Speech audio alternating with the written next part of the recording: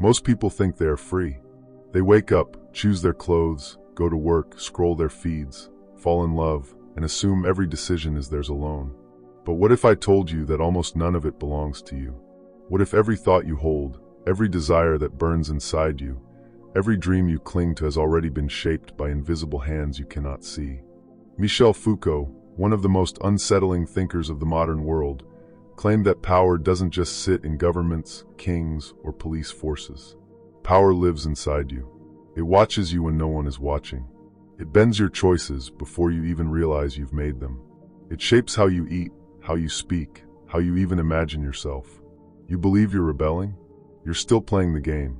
You think you're free because you resist authority? You're still moving inside its cage. And the most terrifying part? You didn't even notice the bars being built around you. Foucault didn't just expose corruption, or tyranny, or manipulation. He revealed something darker, the hidden networks of control that seep into the deepest corners of your life. So subtle you call them normal, so constant you call them natural.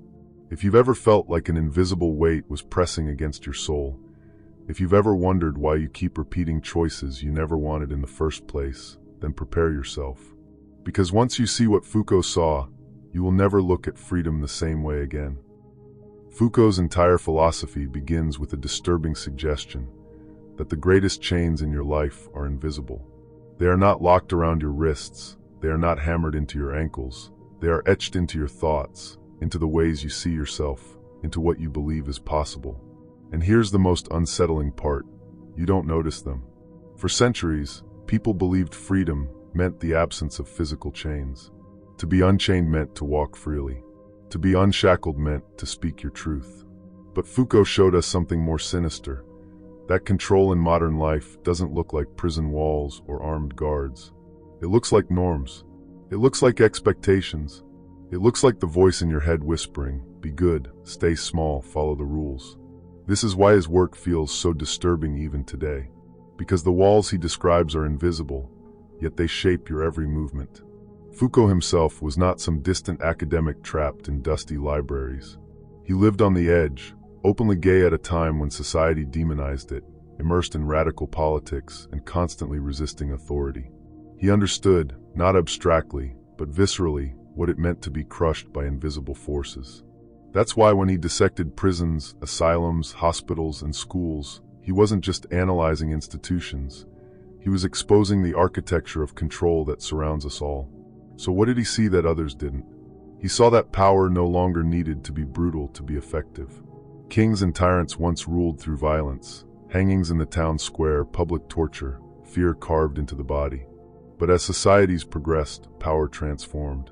It became more subtle, more refined, more psychological. Instead of punishing you on the outside, it conditioned you on the inside. You began to police yourself. You began to regulate your own behavior. You became both prisoner and guard at the same time. This is what he called disciplinary power. Imagine the old medieval prison, dark, filthy, chaotic. You throw criminals inside, shut the door, and leave them to rot. There was no order, no control beyond the brute fact of confinement. Now imagine something else, a circular prison, perfectly designed so that a single guard in the middle can see every prisoner at all times, but the prisoners cannot see the guard. They never know when they are being watched. This design was called the Panopticon, an invention of Jeremy Bentham, later dissected by Foucault. Here's the nightmare. In such a system, you don't need constant surveillance. The possibility of being watched is enough. Prisoners start to behave as if they are always observed. They censor themselves. They conform. They break themselves into obedient shapes. And Foucault's chilling insight was this: modern life is one vast panopticon. It's not just prisons. Schools, offices, hospitals, factories, even social media, all are built on the same principle. A constant gaze, real or imagined, that shapes your behavior. You dress a certain way not because you truly want to, but because you feel the eyes of others. You hesitate to say what you really think, not because someone silenced you, but because you've internalized the rules of what can and cannot be said. You scroll through your phone and feel an urge to post, but only in a way that maintains your image, your brand, your place in the hierarchy of the watched. The genius of modern power is that it hides behind the illusion of freedom. You think you are choosing, but your choices are pre-shaped. You think you are free, but your desires have been programmed. You think you are rebelling, but your rebellion has already been anticipated, absorbed, and turned into another form of compliance. This is why Foucault refused to see power as just one group dominating another. He didn't think of it as something wielded only by kings or governments. For him, power was everywhere. It circulated in every relationship, every institution, every gesture. It was diffuse like air, invisible but inescapable. And this is where it gets even darker. Power is not only about control. It is about the production of truth. Think about that. We are taught to believe that truth is objective, eternal, unshaken by politics or power. But Foucault said no. What you call truth, about health, about morality, about sanity, about sexuality, is produced by systems of power. The medical system defines what is healthy. The legal system defines what is criminal. The psychiatric system defines what is sane.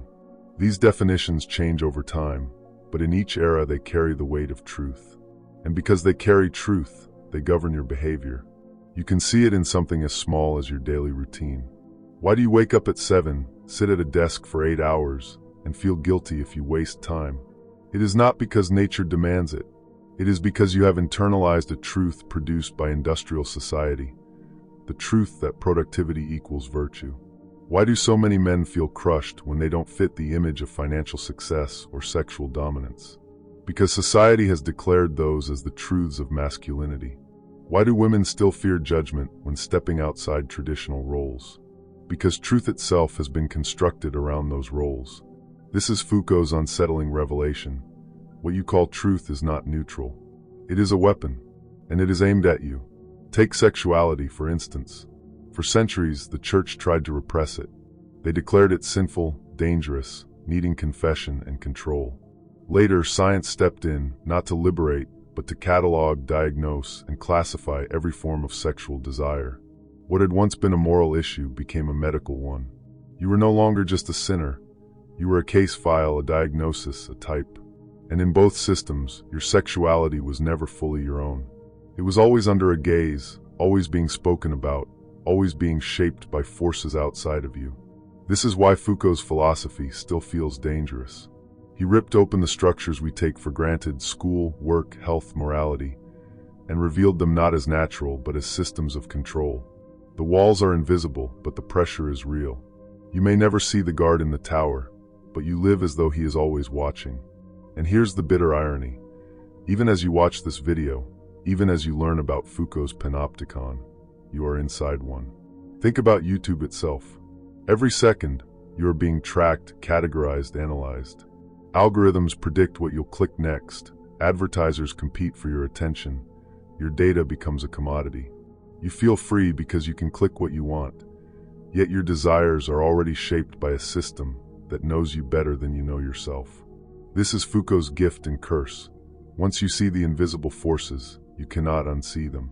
You begin to notice how your words, your habits, your ambitions are not fully yours.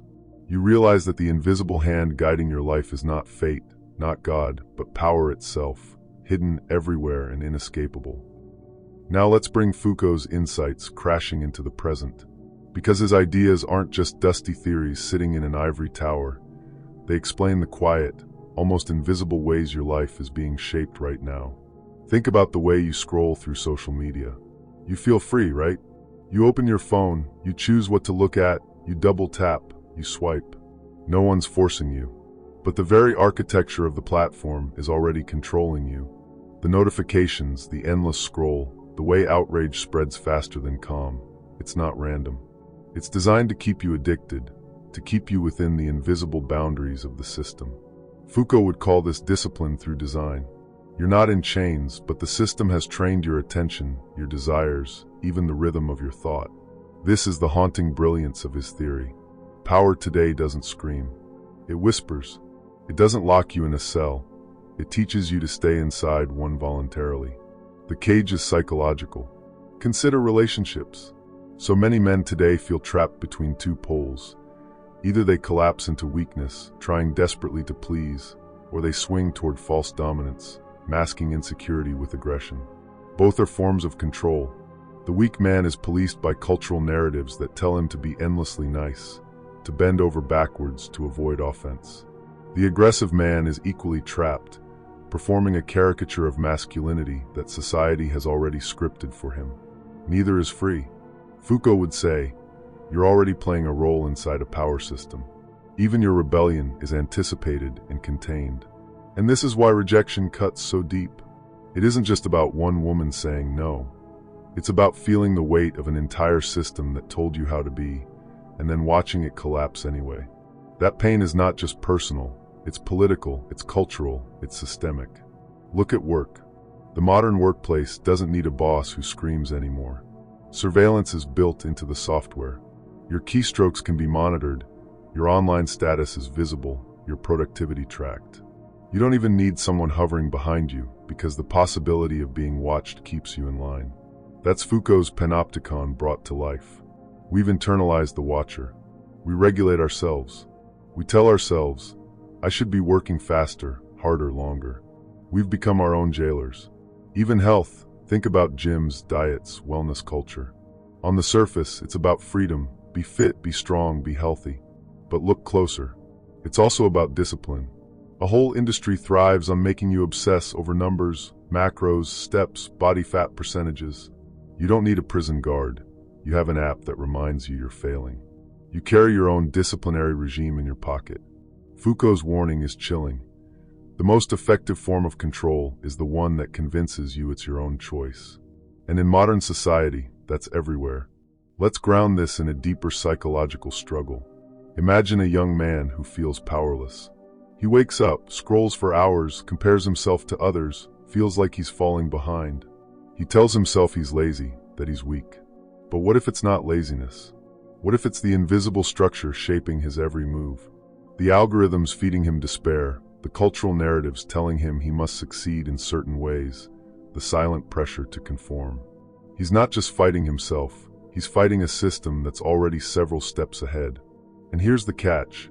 When you think you're resisting, you might actually be playing right into the system's hands. Social media thrives on outrage. Politics thrives on division. Consumer culture thrives on your dissatisfaction. Your rebellion can be monetized. Your anger can be tracked, measured, redirected. You're still inside the cage. This is why Foucault is so unsettling.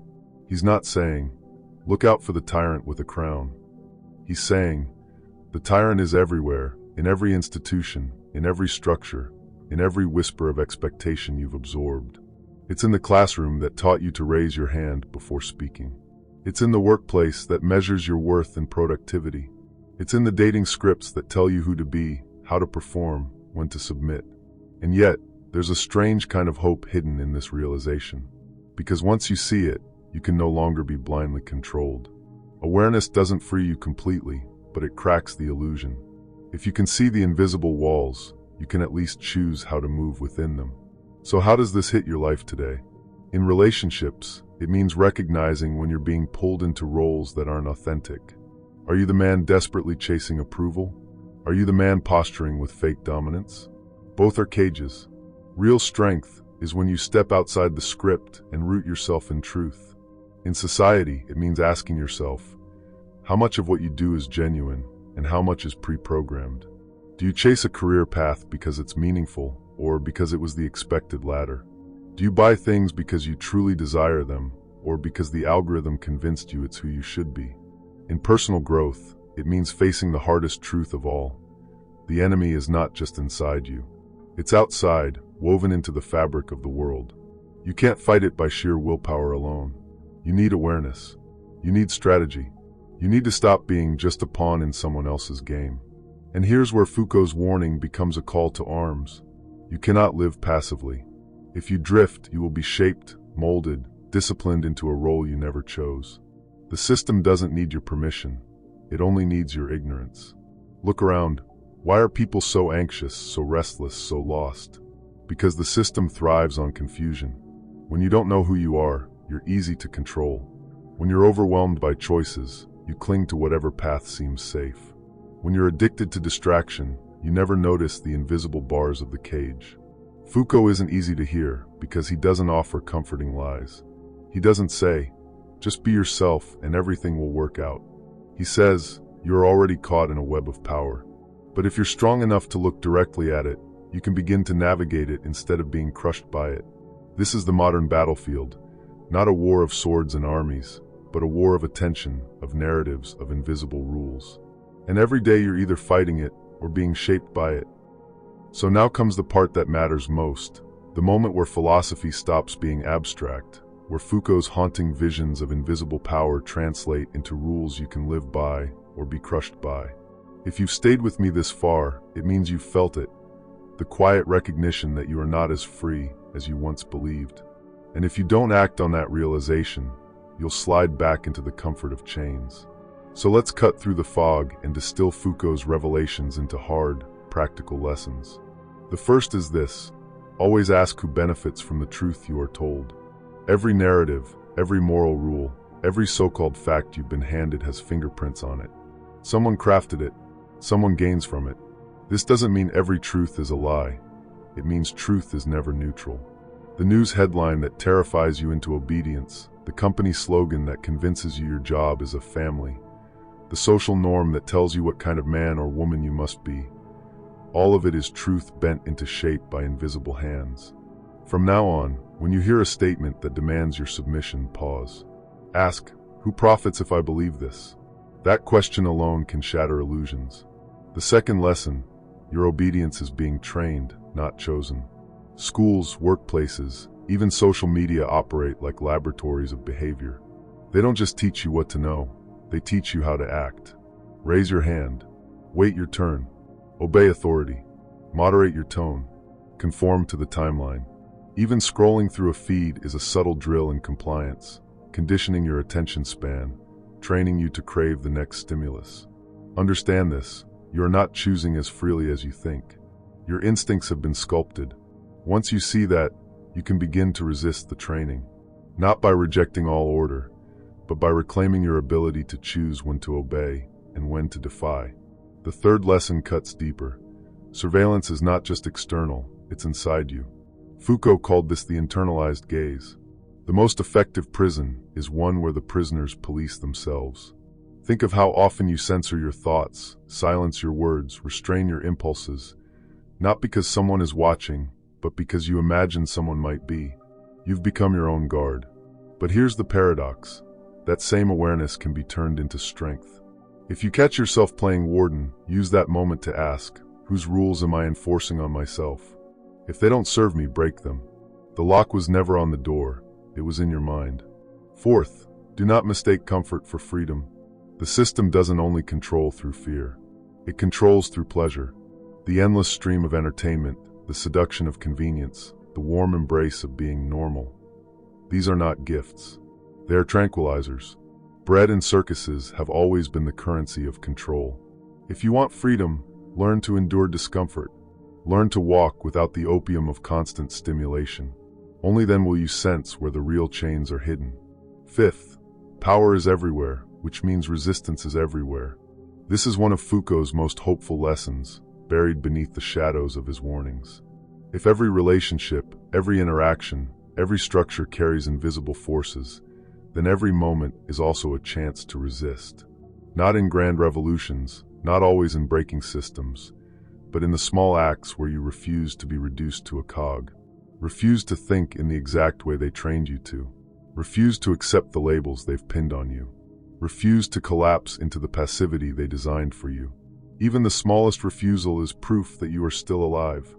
Finally, the sixth and perhaps most merciless lesson: do not wait for permission to be free. No authority, no leader, no philosopher will grant you liberation. Systems of control thrive on your waiting. Waiting for the right moment, the right movement, the right savior. But the truth Foucault lays bare is this: power does not sleep. It does not pause until you are ready. If you want to break free, you act now with what you have where you are. The risk is real, but the greater risk is in doing nothing and mistaking your cage for safety. Take these lessons as warnings, but also as weapons. Ask who benefits. Recognize your training. Unmask your internal warden. Refuse the narcotic of comfort. Resist in every small act. And never, ever wait for permission. This is not self-help advice. This is survival in a world that is less free than it appears. Because here is the final truth. You will either live as an object shaped by invisible forces, or you will seize the terrifying freedom of shaping yourself. And once you've seen the bars, there is no going back to ignorance. The truth Foucault left us with is merciless. Power is not something we can walk away from, escape, or hide under the illusion of freedom. Power is the air we breathe. It is in the words you speak, the habits you inherit, the roles you play without questioning. It is in the quiet ways you censor yourself, afraid of disapproval, afraid of being labeled, afraid of being seen. You are not as free as you think. You never were. But this is not despair, it is a kind of awakening. Because the moment you see power for what it is, the invisible chains loosen. You begin to realize that the normal life sold to you is a script written by others, and you don't have to follow it. You begin to sense that the rules you thought were natural are nothing more than agreements, fragile and man-made, that can be bent, questioned, or even broken. Foucault's philosophy is not a call to rebellion for its own sake. It is a warning. If you move through life blind, you will remain a prisoner. If you let others define what is good, respectable, acceptable, you will wither into a shadow of yourself. But if you dare to see, if you dare to trace the lines of power that shape your every move, you can step outside the script. Imagine standing at the edge of a vast city at night. Lights everywhere, people rushing, rules in motion, invisible networks humming beneath the streets. You realize the city is not what it seems. The walls are not solid. The lights are not eternal. And for the first time, you understand you can walk differently. You can choose a path not written in the guidebook handed to you at birth. Foucault's haunting lesson is this. The forces that control your life are invisible only if you refuse to look. Once you see them, you can never unsee them. And once you see, you must decide. Will you continue to live as if nothing is wrong, obedient, compliant, asleep? Or will you embrace the burden of vision, step into the unsettling freedom of questioning everything, and carve out a life that belongs to you, and you alone? The choice is yours. But remember, power never rests, never sleeps, never waits. It is here, now, shaping your very next thought. So ask yourself, who is truly in control?